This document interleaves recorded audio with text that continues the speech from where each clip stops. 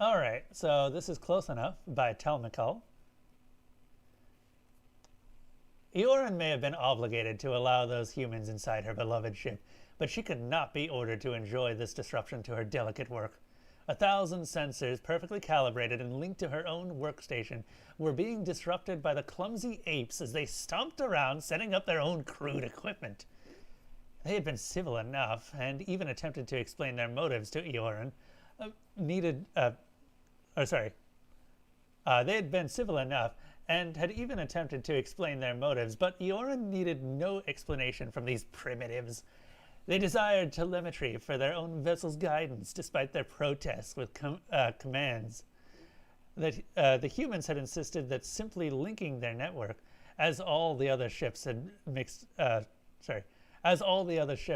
mixed fleet did, would not be sufficient for the task.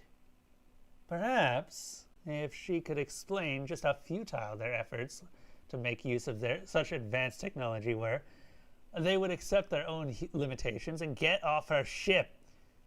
Her complex web of data couldn't be understood by a simple biped who lacked the finesse of a master of data. Human Telford, you cannot make... Sorry. The cat that wants my attention. Cat, come over here. Oh, I got you. Alright. I have a cat. Human Telford, you cannot make use of that data port without disrupting its underlying purpose.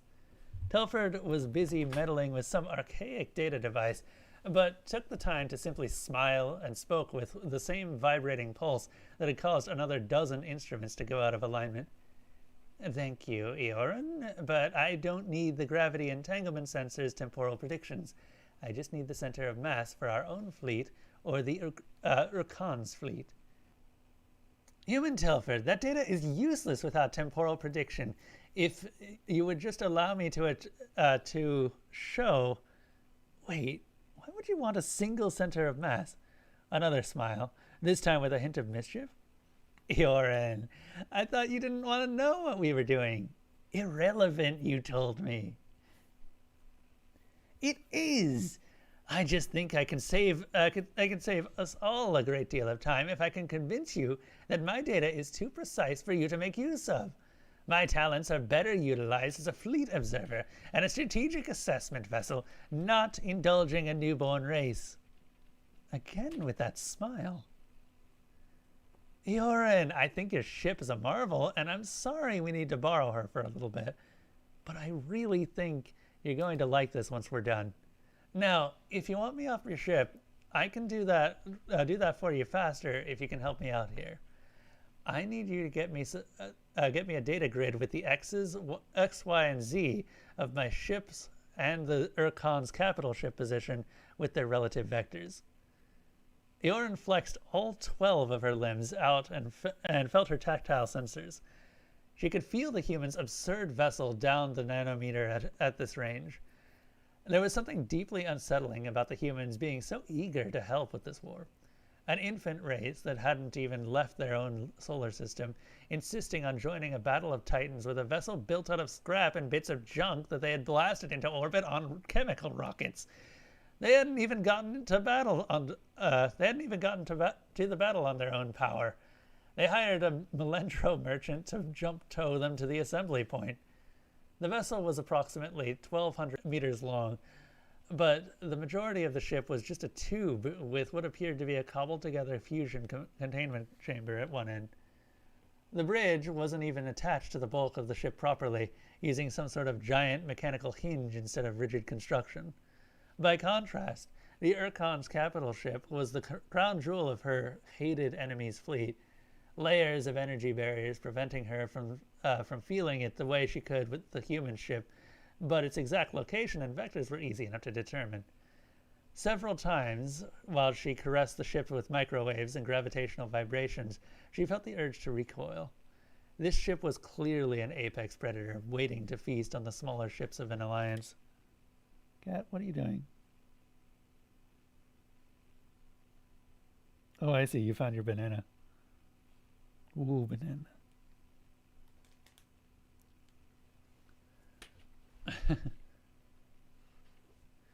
Human Telford, I have done as you asked and linked all the data with your crude human ship. Curious. Ioran's predictive sensors were starting to pulse with uncertainty. Something was going to happen in the near future. Entangled matter sensors, in theory, sensed vibrations in the future, but data could only be used to increase vigilance. The two fleets were still assembled outside of any effective weapon ranges. This shouldn't be happening. Ioran immediately tried to scan for any hidden vessels in the area, but found the humans' meddling had blinded some of her finer sensors. She checked with the rest of the observation ships and found that they were also getting the telltale flickers of impending events. Was this due to the data telemetry coming online? That's great, Ioran. Data is coming online now.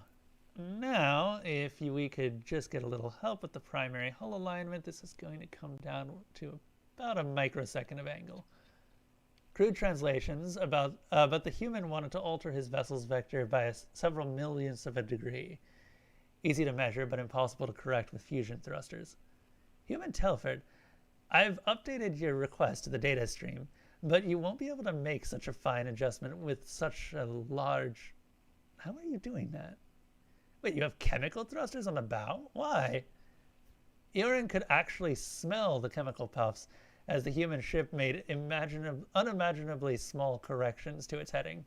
Again, the entangled matter sensors were pulsing. Whatever was going to happen was becoming more certain. No doubt it was because of the human ship's maneuver. She was assisting them in dramatically altering future events. Nice and easy now. Hold it steady. Ioran, are you sure you have all this right? Arrogance! How dare this human question her measurements? She could feel the irregularities of the paint at this range. She could read the ship's lettering just by slightly different chemical makeup, rather than optically reading it. Boomstick. Why, this human needed such absurdly well-calibrated data for this scrap heap of a ship was the only thing she couldn't quantify. Yes, you bumbling ape, I'm certain to a millionth of a meter and a billionth of a degree. Telford laughed and smashed a button on his device with far more force than was needed. Close enough.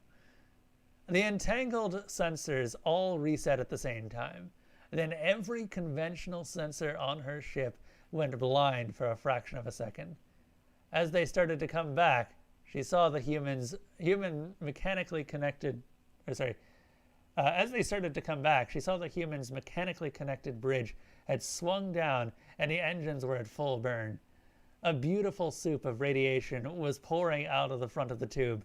The engines and the mechanical device were for recoil? She measured the mass of the ship again and saw it was missing over 2,000 kilograms of mass. There were trace amounts of U-235 mixed with the cloud coming out of the ship's bow. They had detonated a fission bomb inside their own ship? Fuck that guy in particular, cackled Telford. The Irkan's ship was simply gone. Pieces of it were moving at respectable fractions of the speed of light, and secondary collisions were causing havoc to the rest of the Irkan's fleet. Off by 15 meters, Ioran. Boomstick, load up another one while we try and figure this out. This ridiculous ape wanted to do it again?